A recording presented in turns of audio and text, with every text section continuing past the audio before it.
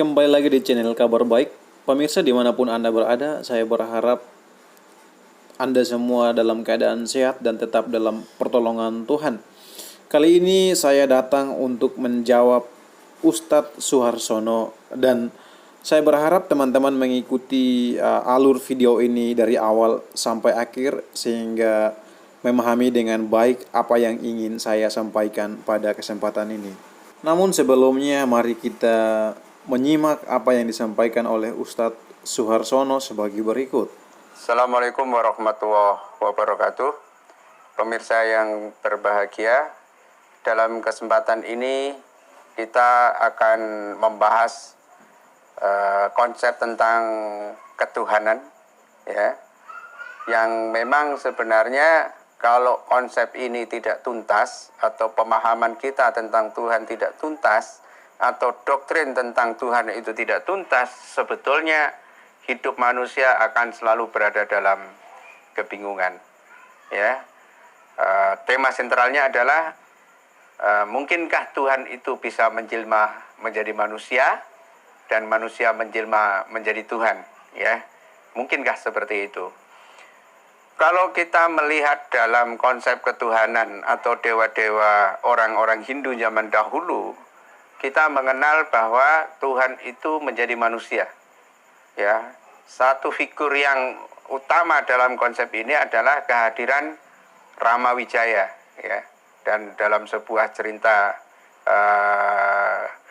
Rama dikisahkan bahwa dia adalah titisan dari Dewa Wisnu. Yang membedakan antara manusia jelmaan Tuhan dalam konsep Hindu dengan jelmaan Tuhan dalam konsep Kristen adalah bahwa sekalipun Rama ini adalah manusia, tetapi dia di dalam kehidupannya sepanjang sejarahnya, dia itu tidak pernah digambarkan sebagai dewa yang mati atau Tuhan yang mati itu.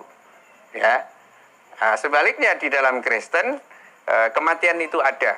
Jadi Yesus disalib, kemudian mati, dan setelah itu bangkit. Cuma kita tidak tahu siapa yang membangkitkan dari Yesus itu. Dalam ajaran-ajaran ketuhanan seperti ini itu selalu, ya, memunculkan. Hanya memang baik konsep yang ada di dalam Hindu maupun konsep-konsep yang lain, bahkan termasuk konsep Samson, Samson dan Delila yang itu adalah konsep tentang kekuatan. Jadi sekalipun dia sudah menjelma menjadi manusia, Tuhan-Tuhan itu menjadi orang-orang yang sangat kuat. Ya, kalau dalam Hindu di samping Rama kita mengenal Krishna, yang memiliki kekuatan, bahkan dia tahu sebelum segala sesuatunya terjadi. Kalau Yesus tidak tahu tentang kejadian Muhammad itu. Dalam konsep ini sebenarnya pertanyaan besarnya adalah, ya, jika argumentasi itu dikatakan Allah itu maha kuasa sehingga dia berkuasa untuk mengubah dirinya dari Tuhan menjadi manusia, ini sebetulnya terjadi sebuah penyimpangan logika. Ya, logika yang lurus adalah jadi Tuhan adalah substansi dan dia berkuasa melakukan segala sesuatu, tidak berarti dia berkuasa mengubah dirinya untuk menjadi manusia atau menjadi makhluk.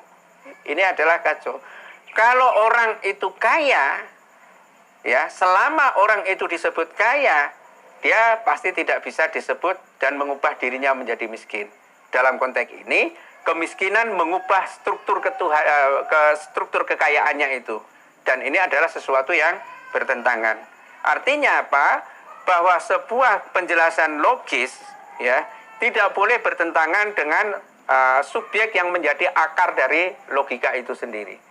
Kalau disebut bahwa Tuhan itu maha kuasa, maka dia berkuasa.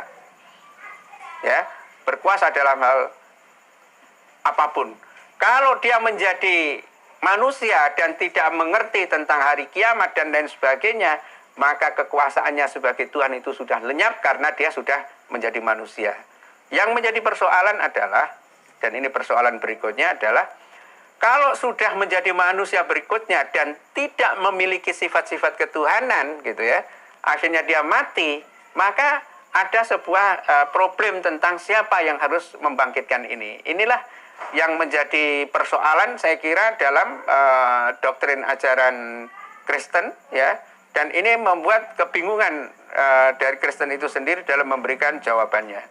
Jawaban yang paling mungkin diberikan dan sebagaimana kita dengar ceramahnya para pendeta atau pastor adalah yang mati itu adalah tubuhnya Yesus gitu.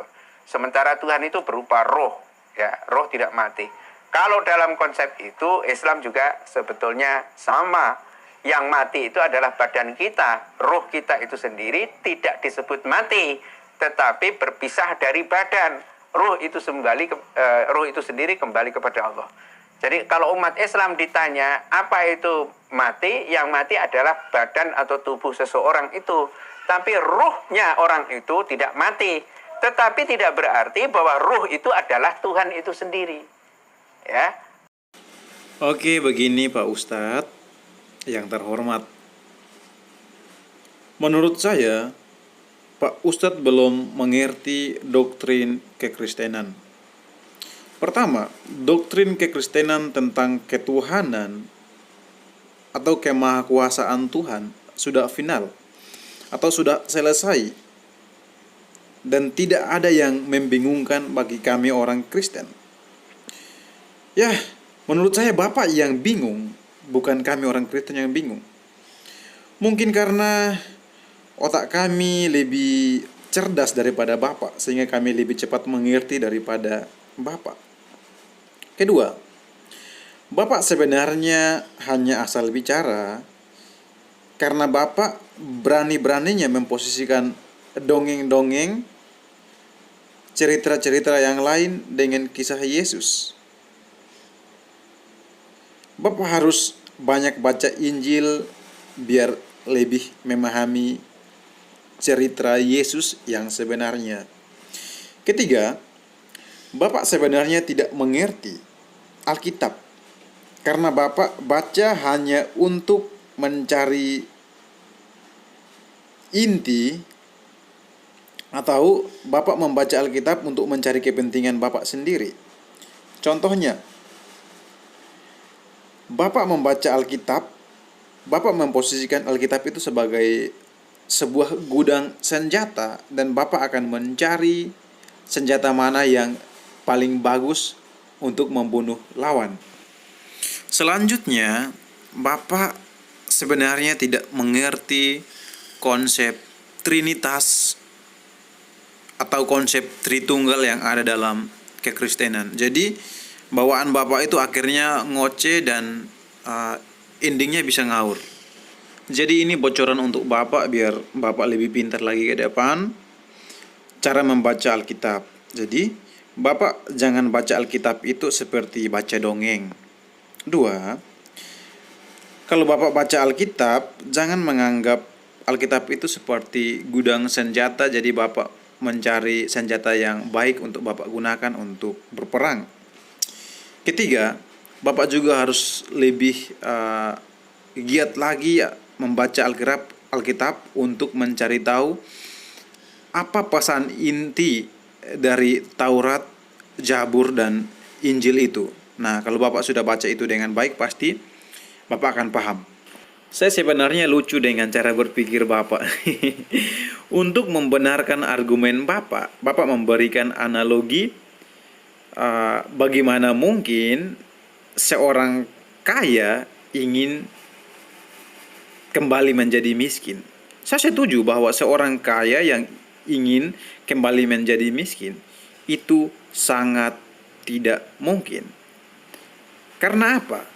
Untuk apa dia kembali menjadi miskin? Apakah ada misi tertentu sehingga dia kembali untuk menjadi miskin? Toh nggak ada.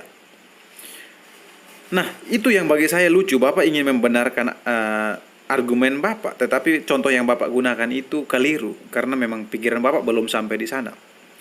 Saya akan memberikan satu contoh yang berbeda. Mungkin ini yang menurut saya paling benar untuk menganalogikan bagaimana Tuhan menjadi manusia. Oke.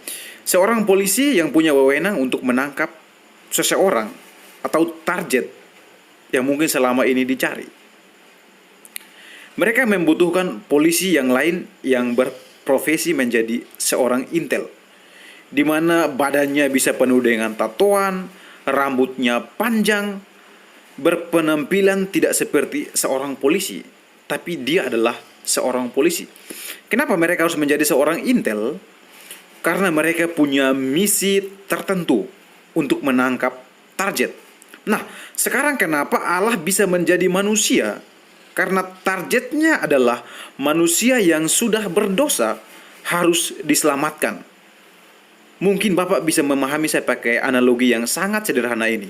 Tapi jangan takut Bapak, karena saya tidak akan membahas lebih dalam lagi tentang kenapa Yesus Kristus menjadi manusia. Kenapa dia adalah Allah sendiri, berinkarnasi menjadi manusia. Namun, malam hari ini kita akan lebih mendalami atau membahas tentang konsep ketuhanan atau konsep kemahakuasaan Allah yang ada dalam Kristen dan konsep kemahakuasaan Allah yang ada dalam Al-Quran. Penjelasannya sebagai berikut. Semoga Bapak simak baik-baik biar Bapak paham, agar Bapak tidak gagal paham dan pada akhirnya Bapak memposisikan diri sebagai orang yang paling benar, yang memiliki konsep ketuhanan yang paling benar, dan menganggap kami sebagai umat Kristen adalah orang-orang yang belum final dengan konsep ketuhanan, sehingga kami kebingungan untuk hidup. Maaf ya Pak, apa yang Bapak katakan itu salah, karena sebenarnya Bapak yang lebih tepatnya seperti itu. Bapak yang sedang kebingungan karena konsep ketuhanan Bapak itu belum final dan ya belum bagus lah menurut saya. Jadi setelah saya mengetahui isi kepala Bapak atau konsep ketuhanan Bapak, saya menyimpulkan seperti ini. Pertama, Muslim mengakui bahwa Allah Quran itu terbatas. Kedua, Muslim mengakui bahwa Allah Quran itu tidak maha kuasa. Ketiga, Muslim mengakui bahwa Allah Quran itu tidak maha hadir. Dan selanjutnya, Allah Quran itu tidak memiliki kasih. Tadi Bapak mengatakan bahwa konsep ketuhanan kekristenan itu belum final atau belum beres sehingga kami kebingungan. Tapi dari pernyataan tadi, saya membuktikan bahwa konsep ketuhanan Bapak yang belum beres atau belum jelas, yang membuat benturan keras kepada teman-teman Muslim atau Bapak adalah konsep ketuhanan Bapak. Di lain sisi, Bapak percaya bahwa Allah itu maha kuasa, namun dalam praktek mempercayai konsep kemahakuasaan itu, Bapak secara sah meragukan bahwa sebenarnya Allah itu tidak maha kuasa. Jadi Bapak itu tidak maha kuasa, karena memang konsep berpikir Bapak seperti itu. Bapak secara spontan mengatakan bahwa Allah yang maha kuasa itu tidak mungkin bisa menjadi manusia. Pertanyaan saya, di mana letak pertentangannya? Di mana letak ketidakmungkinannya? Bukankah dia maha kuasa? Jawabannya adalah tidak ada pertentangan sama sekali. Di mana Allah yang maha kuasa bisa menjadi manusia.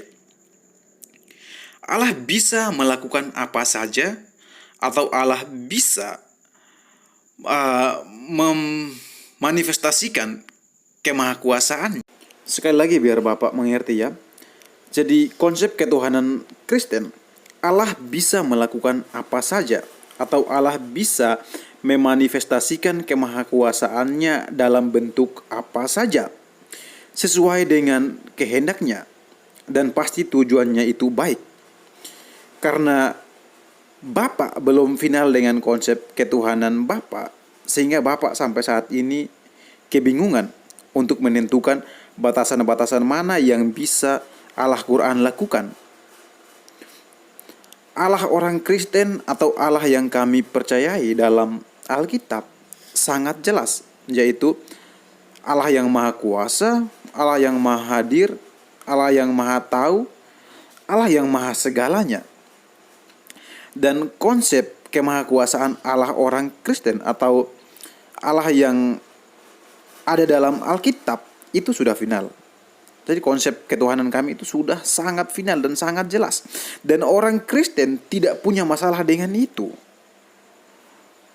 Orang Kristen percaya bahwa Allah bisa melakukan apa saja dan segala sesuatu yang dilakukan pasti baik adanya.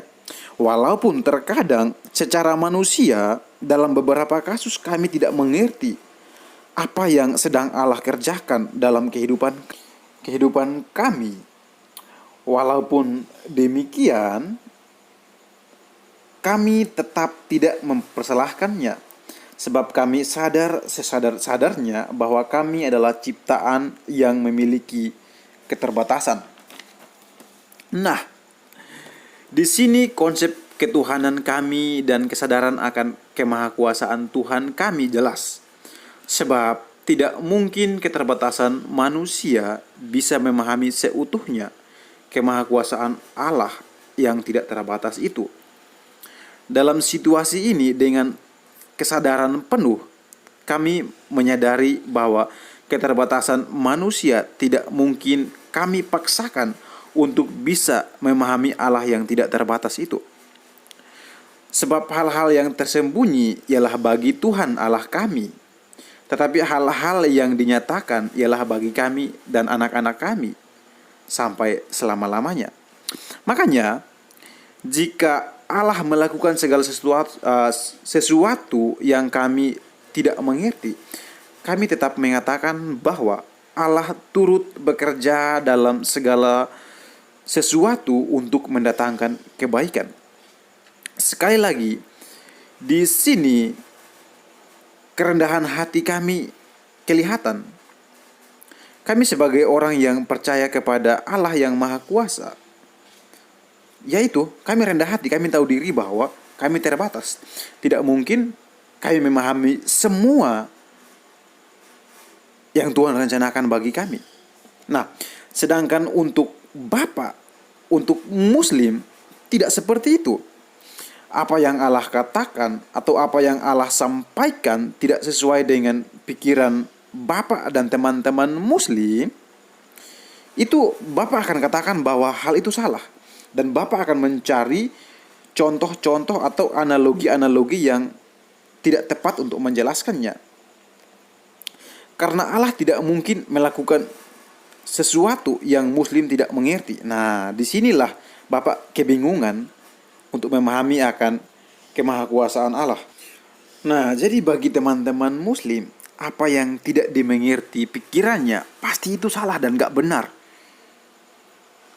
Makanya Bapak selalu kebingungan, Bapak selalu salah dan mencari-cari yang bagi saya tidak jelas.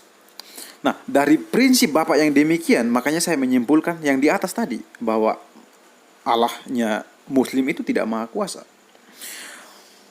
Makanya gini Pak, di saat yang sama prinsip yang Bapak gunakan mengindikasikan bahwa Allah orang Muslim sebenarnya bukanlah Allah yang maha kuasa, melainkan Allah orang Muslim seperti sebuah robot yang harus diprogram sesuai dengan pikiran atau sesuai dengan apa yang dikehendaki oleh teman-teman Muslim. Jika Allah diprogram seperti itu, berarti Dia sesungguhnya bukanlah Allah yang maha kuasa, melainkan robot yang bisa diprogram. Jadi sebenarnya yang sedang ragu-ragu dalam konsep ketuhanan atau konsep kemahakuasaan Tuhan, itu sebenarnya Bapak dan teman-teman Muslim. Karena apa? Umat Kristen percaya bahwa yang tidak bisa Allah lakukan adalah dosa. Allah tidak bisa melakukan dosa, karena itu bertentangan dengan naturnya. Kedua, orang Kristen percaya bahwa Allah tidak mungkin menciptakan sebuah batu yang besar dan pada akhirnya Dia tidak bisa mengangkatnya. Nah, itu nggak mungkin karena itu bertentangan dengan naturnya. Jadi bagi kami Allah menjadi manusia itu tidak ada masalah, karena Allah menjadi manusia, Dia berinkarnasi menjadi manusia. Yesus Kristus memiliki tujuan yang mulia, yaitu menyelamatkan manusia yang berdosa. Karena saya berdosa, jadi saya membutuhkan keselamatan itu, dan saya nggak punya masalah untuk meragukan hal itu. Karena apa? melalui Yesus Kristus saya akan masuk surga. Jika Bapak nggak percaya kepada Tuhan Yesus, ya nggak tahu jalannya kemana Bapak nanti ke depannya. Tapi yang pastinya saya percaya saya masuk surga. Mungkin Bapak bisa memahami penjelasan saya yang cukup sederhana ini. Terima kasih, Tuhan Yesus memberkati.